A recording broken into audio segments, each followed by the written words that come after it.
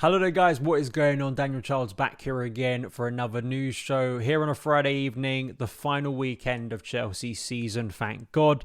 It's the start of actually a bank holiday weekend in the UK, so if you are in the UK, hope you're setting up for a positive weekend that Chelsea can only kind of ruin. You've got 2 other days to enjoy, and the positive, the reward of the end of the season, I think is a good one for Chelsea fans. Much welcome for many months now. In today's news show, we are going to be speaking about the defensive midfield search this summer, a target who could be very exciting and suitable for Mauricio Pochettino at Stamford Bridge this summer. A little bit on a potential Cobham exodus this summer too, which isn't great. We're going to start off with something about Todd Boehly. But before we get into any of that good stuff, if you are new around here, hit that subscribe button, turn on those notifications so you don't miss any of the uploads on the channel heading into the summer. Please do hit that like button if you're enjoying the content. It helps more people find the channel. And if you are listening on the podcast feed, thank you so much for tuning in. As I say, Boehly apparently may miss Chelsea's walk of shame on Sunday. Apparently may not be in attendance for the final game of this season, as reported by Matt Law.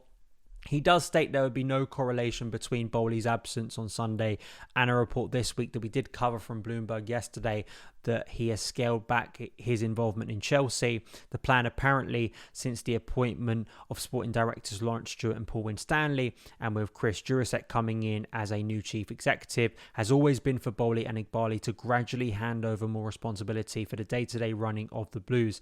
It is understood that Boehly has been in the United States on other business this week, although the billionaire is able to change his plans and get on a plane at late notice should he wish to, which leaves open the possibility of him making a late dash to the Newcastle game.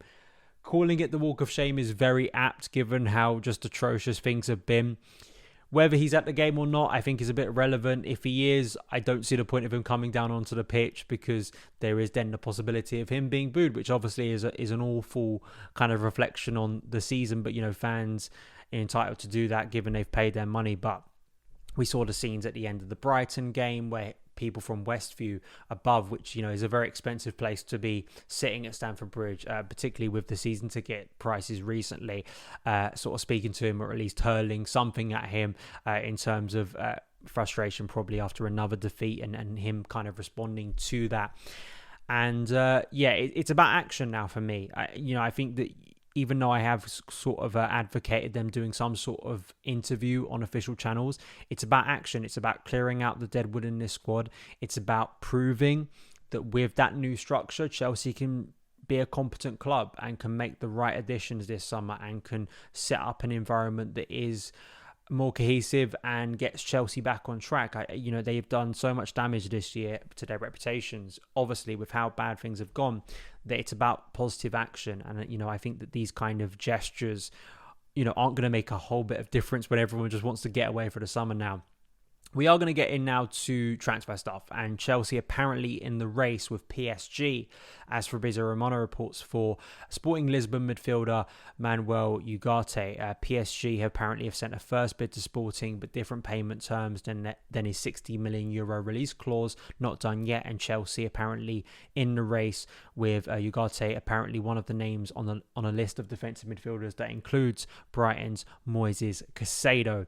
So reading a little bit into Ugarte as a player, it's easy to get excited and to see how, particularly for Mauricio Pochettino, for what he'd want and also for what Chelsea need in this position as a midfield profile. If we feel and sadly accept that Declan Rice may be a lost cause at this point with Arsenal going in pretty strong for him, I think this scouting report from Breaking the Lines, a site I regularly refer to because I think it's a great resource to learn about players. Some very good articles on there about Chelsea too, but this one very much, to look at players you don't know that much about and some interesting stuff to come out of it. So I definitely suggest, link in the description box below, go and check out this full piece about his career and what he's been doing this season that has been so impressive. So just to pick out a segment from it that I think is quite revealing over what he could produce at Chelsea and why Chelsea would be looking at him along with another club like PSG. So as you can see on screen now, on the left is his heat map. He's a very, very active player. He is someone that covers a lot of ground for Sporting Lisbon. That was very evident in his performance against Arsenal when Sporting Lisbon knocked out Arsenal, which was quite a notable result for them, and they had some good results too in the Champions League earlier in the season. And just looking on the right at his FB rep, and this is what the piece says in reference to those stats. This is an extract from his defensive stats for the 22-23 Premier League season. As we can see, Ugarte is a defensive monster, not afraid to stick his leg in a challenge and win the ball. Ugarte wins more tackles than anyone in the league and also ranks the highest for tackling any dribblers. This makes him a vital asset to have in the middle of the pitch as a 6 or even as an 8. He doesn't go to ground a lot and usually will fend off a player with a shoulder nudge. Ugarte only goes to ground when necessary. He is helped by his big engine. When watching him, you will see a willingness and tenacity to get back and make a challenge or recover the ball, even if he is nowhere near the player at first. A likeness to this type of resilient running and tackling is N'Golo Kante. He will recover if his team is at risk of suffering a quick transition and also aggressively press any opposing player in order to win the ball back and sustain pressure in the middle or final third of the pitch. There is also a lot of detail kind of on his passing side, but particularly that side of what we need from a defensive midfielder. You need someone with that awareness who can cover a lot of ground. And if we are going to hand N'Golo Kante a new contract, which, I'm more open to than I was, particularly once Jorginho left and, you sign Enzo Fernandez, you're trying to look towards the future with that Andre Santos coming in. Players of different profiles, but it's still important that Chelsea find someone who, we haven't replaced Matic, and I'm not specifically saying you need Matic. You need someone who looks like Matic, who is completely in the skill set of Matic, but you need someone with a more defensive mind who can act more as a defensive midfielder, who can act as someone who can maybe fill in for N'Golo Kante when Kante isn't fit, because we know the likelihood is he isn't able to play all of the games and could be hit with several injury setbacks during a season. Who can keep up that energy? And when you've got a manager like Mauricio Pochettino, from a coaching point of view and from a setup point of view, who wants so much from his players, work rate rise, he wants that aggressiveness across the pitch, but particularly in central midfield. I was talking about that Tottenham team at its peak, when you had Moussa Dembele, when you had Eric Dyer, players who physically were very imposing, but also could cover so much ground. And that's what made his Spurs team so intense and could overwhelm teams. So you need players, young players too, who I think suit Pochettino's game, who would be willing to do that over the course of a season. So I think that other than Declan Rice, who I do think is the best in class, particularly from a Premier League point of view that you're going to get in this, I think he just ticks so many boxes. I like the fact that Chelsea are looking, particularly at the Portuguese league, which a bit like the French league has shown in recent years, more from an attacking point of view, you can have that transition to the Premier League quite well. It's not as kind of awkward as some other leagues when transitioning to the Premier League. So I'd like to know your point of view if you are more of an expert watching him. The final thing is, it's a sadder story, to be honest, and it's a report from Nazar Kinsella that Chelsea are battling to avoid youth exodus. Pochettino has a record of giving academy players a chance, but many are worried the influx of arrivals at the club will limit their opportunities. Charlie Webster, Malik Mothersill and Frankie Runham are among those players who could leave. Midfield Webster has just 1 year left on his contract and has long-term interest from Borussia Dortmund. Mothersill, a 19-year-old striker, is in the last year of his deal and getting offers from Premier League rivals, whilst midfielder Runham, a 16-year-old set-piece specialist, has offers from Newcastle and Brighton and is set to decide whether to sign his first professional deal at Chelsea or leave.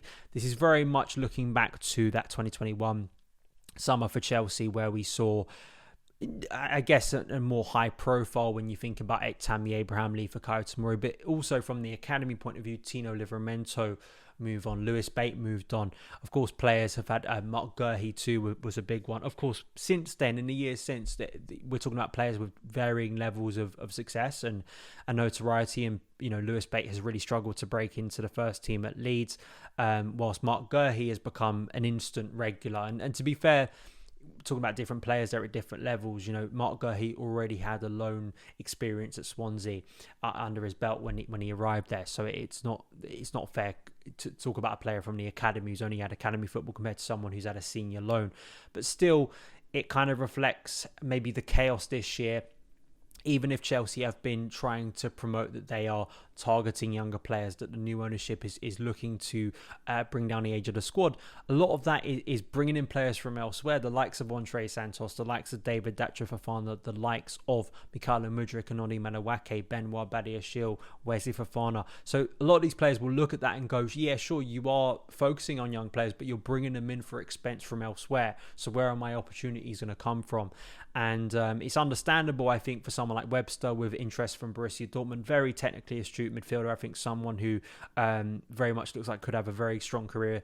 And to go to Dortmund, to go to Germany, I mean, seeing how many players have gone over there and succeeded and made a career for themselves and play a top 5 league and play consistently, it makes so much sense, you know, and I could understand right now why Dortmund would be seen as a very strong option.